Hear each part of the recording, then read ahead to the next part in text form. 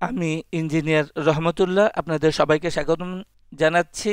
এখন আমাদের আলোচনা থাকছে টিআইএল আইএল, যার সর্বশেষ ক্লোজিং প্রাইস হচ্ছে 37 টাকা 10 পয়সা।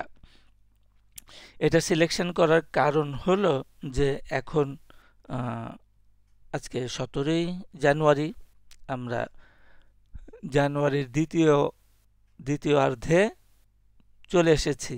এখন ব্যাংক, ফিন্যান্স, ইন্স্যুরেন্স খুব শক্তিশালী অবস্থানে থাকার কথা ছিল, কিন্তু দেখা যাচ্ছে যে ব্যাংক, ফিন্যান্স শক্তিশালী অবস্থানে নাই এবং ইন্স্যুরেন্সও নাই। তবে ইন্স্যুরেন্স গত সপ্তাহের সর্বশেষ ক্লোজিং ট্রেডিং ডেতে একটু ভালো করার চেষ্টা করেছে এবং অধিকাংশ ইন্স্যুরেন্সের প্রাইস নাও টিকতে পারে। তো মূল কথা হচ্ছে যে ডিসেম্বর ক্লোজিংগুলো এখন ভালো করার কথা ছিল, সেগুলো করছে না। কিন্তু দেখা যাচ্ছে যে ইন্স্যুরেন্স সেক্টরের মধ্যে টিআইএল আইএল এই স্টকের প্রাইসটা সেক্টরের বিপরীতে মুভমেন্ট করছে। এই যে বিপরীত মুভমেন্ট করছে, এটাই একমাত্র কারণ হলো এটাকে সিলেক্ট করার।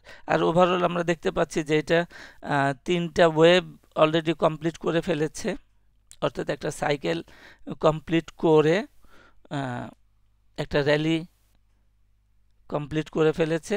তারপরে যে ডাউনটা দেখতে পাচ্ছি আমরা, সেটাই হচ্ছে কারেকশন। এখন থার্ড র্যালিটা হচ্ছে আমাদের, এটা ছিল ওয়েভ এ, সাবসিকুয়েন্টলি যে প্রাইস ডাউন হলো, এটাই হচ্ছে আমাদের ওয়েভ বি। এখন ওয়েভ সিতে চলে যাচ্ছে। খুব সিম্পলভাবে আমরা এর প্রাইস অবজেক্টিভটা দেখতে পারি। এর প্রাইস অবজেক্টিভ হচ্ছে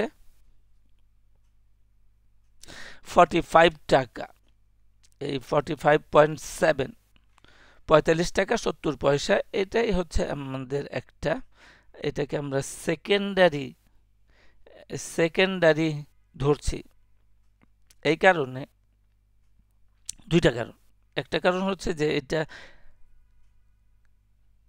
নিজের সেক্টরের বিপরীতে যাচ্ছে, এটা সাস্টেন করবে কি করবে না সেটার নজরদারির মধ্যে রাখার দরকার আছে। তো আমরা দেখি যে এর ইমিডিয়েটলি 38 অ্যাপ্রক্সিমেটলি 38 টাকা খুব কাছাকাছি আছে। এই 38 টাকার লেভেলটা সে ক্রস করে সাস্টেন করতে পারে কি না, এই পারলে পরে তার আমাদের প্রাইস অবজেক্টিভ যেটা আছে 45 টাকা 70 পয়সা, সেটা ঠিক থাকবে।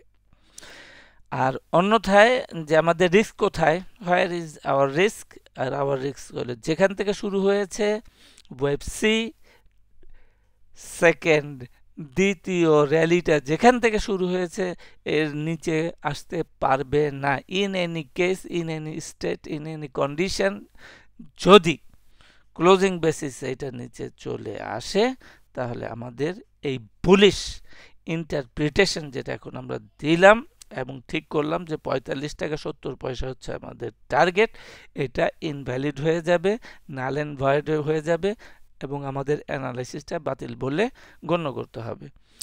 তো আজকে এই পর্যন্তই। সাথে থাকার জন্য সবাইকে ধন্যবাদ।